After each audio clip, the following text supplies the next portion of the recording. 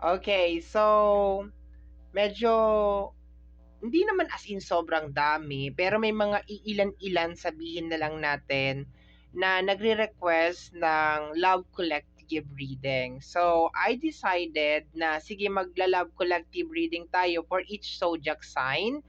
And gusto ko lang po mag-reminder na this is a general love collective reading, so hindi po 100% na makaka-resonate po ang lahat. So please my dear, lower your expectation pagdating po sa mga general reading. And thank you po sa ating mga abangers out there, sa mga walang sawang naghihintay at nag-aabang ng kanilang mga readings. Thank you very much. And ganun din po sa ating mga bagong subscribers. Welcome po sa ating channel. Okay. Tingnan natin, Pisces. Pisces, tingnan natin. Energy, kanino? Of course, sa Pisces, pero, di ba, marami kayo eh. Okay, so tingnan natin. Let me see. Tingnan natin. Okay, we have here, I tried to run from this connection, but my soul craves you. Okay, my dear. So, merong kang ex, okay, I can feel that this is your ex, my dear Pisces, na parang gusto kanyang ibaon sa limot. Okay, sa card na to, gusto kanyang ibaon sa limot, my dear. Okay, pero hanggang ngayon, hinahanap-hanap ka pa rin niya. Kasi nagki-crave pa rin talaga siya sa'yo. Okay? Mamaya titingnan natin yung buong scenario ng inyong energy. Okay? So, kuha pa tayo ng dalawang cards pa.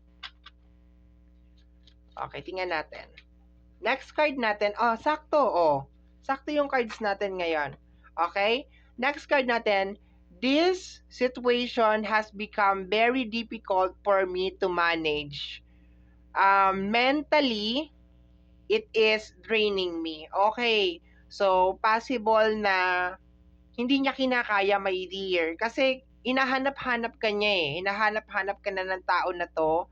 And, yung situation niya as of this moment is talagang nakaka-apekto na talaga sa mental health niya. Okay? Talagang mentally na talaga, hindi na talaga niya ma-manage. Possible na naguguluhan tong tao na to. Okay? Naguguluhan siya. Draining me. Nadidrain daw siya. Okay. We have here, I know I was losing you, but I don't do anything to fight for you. Okay. So, alam naman pala niya, my dear, na mauuwi sa hiwalayan yung inyong relasyon. Alam niya, my dear Pisces. Kaso, parang wala siyang ginawa. Hinayaan lang niya, my dear, na mauwi sa hiwalayan. Mauwi sa hiwalayan yung connection ninyong dalawa. And ngayon, ang nangyayari sa kanya is hinahanap-hanap kanya. Okay. So, additional cards pa tayo. Kuha tayo ng 12 cards. Okay, 12. Corresponding representation ng 12 zodiac sign. Okay? So, additional message pa tayo. So, hinahanap-hanap ka nitong tao na to. Okay? Tingnan natin. This situation has become very difficult for me to manage mentally. So, naguguluhan na siguro talaga siya. Dapat kasi pinaglaban ka niya eh. 'Di ba dapat nung umpisa pa lang, my dear, pinaglaban na talaga niya yung relationship. Hindi niya na hindi niya na sana hinayaan na humantong sa punto, my dear, na 'di ba maghiwalay pa kayo kasi meron naman pala siyang kayang gawin eh para hindi kayo maghiwalay. Okay, tingnan natin, my dear. 12 cards tayo. Okay, that's 1, 2, 3, 4, 5, 6, 7,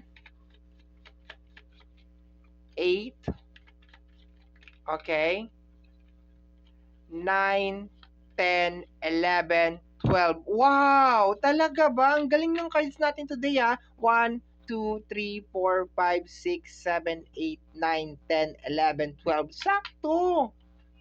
Ang galing! Excuse me po. Okay.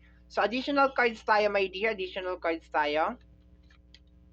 Tingnan natin. First card natin para sa kanya is the Tower. Okay. I think may nangyayari sa buhay ng tao na to as of this moment. Nagta-tower moment siya, oh. Nagta-tower moment siya ngayon. So, ayan. Tingnan natin. Additional cards pa tayo. May kinalaman sa pera, my dear. Baka nagkakaroon siya ng problema sa pera as of this moment. Ayan, kasi merong Queen of Pentacles. Okay? Seven of Cups. Ay, teka lang. May something off dito. My dear Pisces, ito bang tinutukoy dito na person ay maluho? Okay? Or mayroon tong bisyo nakukuha ako dito, my dear. Okay? Parang meron siyang kinalokohan lately. Okay? Ayan, parang meron siyang kinalolokohan, okay? Possible na may involved na pera. May involved na pera, my dear. Okay. And possible din baka ito din ang pinag-awayan ninyo kasi sinasabi sa card na hanggang ngayon parang ginagawa niya pa rin. Ngayon, ang problema, parang lugmok na lugmok talaga tong tao na to. As in, lugmok na lugmok talaga siya. Wala siyang matakbuhan, wala siyang mapuntahan. Okay? We have here the energy of the moon card. Nalulungkot to. Okay, nalulungkot siya at punong-puno siya ng pagsisisi, my dear, sa energy ng moon card sa mga maling desisyon niya sa buhay kasi magkasama sila ng Seven of Cups. So, nagre-release to, my dear, ng energy na nagsisisi siya dahil may mga desisyon siya na hindi niya kaagad inayos. Alam mo, my dear, dito sa energy ng I know I was losing you but I did not do anything to fight for you. Pakiramdam ko, my dear, kaysa parang itama niya yung sarili niya or ayusin niya yung sarili niya. Kasi ang lakas talaga ng energy ngayon, my dear, na kung ano man yung naging dahilan ng pag-aaway ninyo is ito din yung naging dahilan kung bakit siya lugmok ngayon. Ang nare-receive ko na message, my dear, is parang nalulung siya, parang ganon, okay? Parang mayroon siyang kinalokohan na something, okay? That's what I'm getting. And parang nagkamali siya, my dear, ng desisyon, okay? So itong person mo dito is nagsisisi siya ngayon kasi bakit parang hindi niya binago yung sarili niya, okay? Hindi niya binago yung sarili niya, hindi siya nakinig sa'yo. Kasi meron siya dito, this situation has become very difficult for me to manage mentally. It's draining me. So, kung nakinig lang sana siya sa'yo, my dear, hindi sana magkakaganito yung buhay niya o yung kanyang sitwasyon. Kaso, pakiramdam ko, it's too late, okay? Parang dahan-dahan nang gumuguho yung buhay niya as of this moment, okay? The Four of Swords, napapagod siya. Okay, nadi-drain talaga siya, napapagod talaga siya. Ayan, no? Kinakain siya ng kalungkutan, ng pagsisisi, ng regrets, okay? So, ang daming nangyayari dito sa person mo as of this moment. And nare-receive ko ngayon, sana nakinig na lang siya sa'yo, okay? Sana nakinig na lang siya. The Ten of Swords, okay? Lugmok na lugmok tong person mo ngayon, my dear. As in, lugmok na lugmok talaga siya. Simula nung iniwanan ka niya or simula nung pinili niya yung vision niya o yung parang kasi nakita ko dito, my dear, na pwede naman niya sanang maayos or may save yung relationship o yung connection pero hindi niya ginawa. So lugmok na lugmok tong person mo ngayon, as in sobrang lugmok talaga niya kasi nagkamali siya ng desisyon at ngayon niya nare-realize, my dear, na dapat nakinig na lang siya sa'yo, dapat yung mga payo mo or parang nag-ano na lang siya dun sa plano, 'di ba? Nakukuha ko kasi parang meron kayo ditong plano, 'di ba? I tried to run. Ay, ito pala, nakalimutan ko tong card na to. I tried to run from this connection but my soul craves you, no? Parang tinakasan kanya or something, mas pinili niya, my dear, yung kanyang mga kapritsyo, yung kanyang layaw, 'di ba? Parang tumakas siya sa responsibilidad, parang gano'n ang nakukuha ko. Kasi run from the connection Parang alam mo yung typical na parang hindi tayo naging magkarelasyon, hindi kita kilala, parang gano'n, parang walang nangyari sa inyo. Yung mga years, yung mga panahon na magkasama kayo, kahit sabihin natin merong bunga yung pagmamahalan ninyo, meron kayong anak, para sa kanya parang hindi nag-i-exist yun.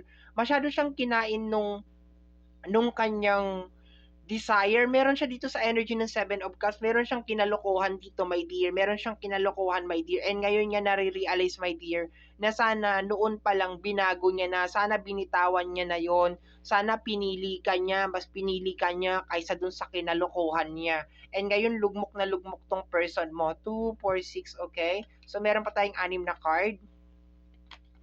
The Temperance, okay? Sinusubukan niyang ayusin yung kanyang yung kanyang situation. Nag-hope siya na sana yun magiging maayos, darating yung araw, 'di ba? Yung ganun magiging maayos pa. Pero honestly, para siyang nasa dead end na, my dear, yung kanyang energy.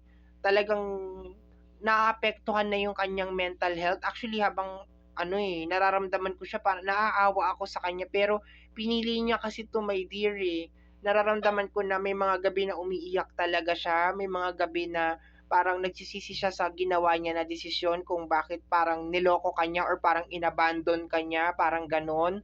Okay, at best pinili niya yung kanyang luho o yung kanyang mga kapritsyo. The Queen of Cups, okay? Pinapakita niya sa mga tao, my dear, na parang okay lang siya sa energy ng Queen of Cups. Pinapakita niya na parang wala siyang problema. Pero honestly, ang dami-dami niyang problema, ang dami-dami nangyayari sa kanya. The Justice card, okay? For some of you, baka nga makakasuhan to eh. Ayan o, meron tayong Justice card over here. So, baka nga may kinalaman sa pera, baka, ayan o, may Justice card kasi. Or baka naloko siya, or naisahan siya, kasi may Justice card eh. So, ibig sabihin, parang nagkamali siya ng desisyon, tapos yung desisyon na yun ang naging dahilan, my dear, kung bakit naghihirap siya ngayon. Pero sa energy ng Justice card, ang nakukuha ko kasi is either like naloko siya, or parang magkakaroon siya ng kaso, yun ang nakukuha ko, my dear.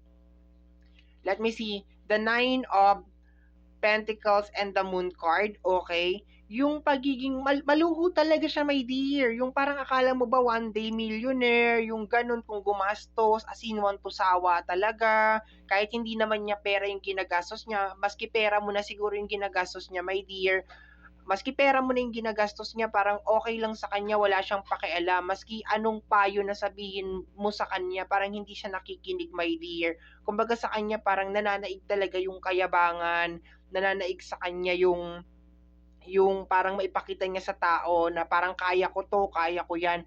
At saka nalulung talaga siya dito, my dear. Meron talaga siya ditong alam mo yun, yung para bang hindi talaga niya maiwas-iwasan. And marami naman kasi tayong yung addiction sa buhay. So ayoko magsabi ng kung ano dito. Mas kilala mo naman siya kaysa sa akin. So alam mo na yan kung ano yung kung saan siya nalulong. Okay.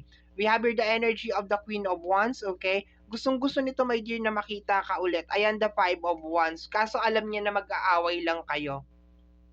Alam niya na mag-aaway lang kayo, my dear. Wala na siyang mukhang ihaharap sa'yo, my dear. Yun ang nakukuha ko dito. Actually, hindi niya alam kung paano siya magre-reach out. Hindi niya, basta ang nararamdaman niya lang ngayon, sana mas pinili ka niya. Sana mas pinaglaban ka niya. Sana noon pa lang tinigil niya na kung ano man tong ginagawa niya na to, kasi wala namang magandang kinahinatnan. Nalubog talaga siya, my dear. Talagang lugmok na lugmok siya ngayon. May mga gabi na umiiyak talaga siya. Nararamdaman ko. Actually, habang ginagawa ko tong reading na to, nararamdaman ko yung lungkot sa kanya. Yung para bang wala siyang matakbuhan, walang nakakaintindi sa kanya, walang nakakaunawa sa kanya, wala siyang masabihan. Baka nung kayo ay okay pa, baka lahat sa'yo niya sinasabi, ikaw naman sinusolusyunan mo, tinutulungan mo. Pero sad to say, hindi niya kasi, my dear, pinahalagahan kung ano yung meron kayo. Kaya eto yung nangyari sa connection ninyong dalawa. Nakakalungkot lang kasi tama nga yung sinasabi ng mga matatanda, no? Nasa huli talaga ang pagsisisi, no? Saka mo marirealize na mahalaga yung isang tao pag wala na talaga siya sa feeling mo. Okay? So, my dear Pisces, ito po ang nasagap natin na energy sa ating Love Collective reading. I hope that you like it. And kagaya po ng lagi kong sinasabi, ang tanging hiling at dasal ko lamang po sa ating buong may kapal na ang mga readings na ginagawa ko ay nakakatulong po sana sa ating lahat. Maraming salamat po. Thank you, my dear. Take care always. Ingat po palagi and God bless po. Thank you, thank you.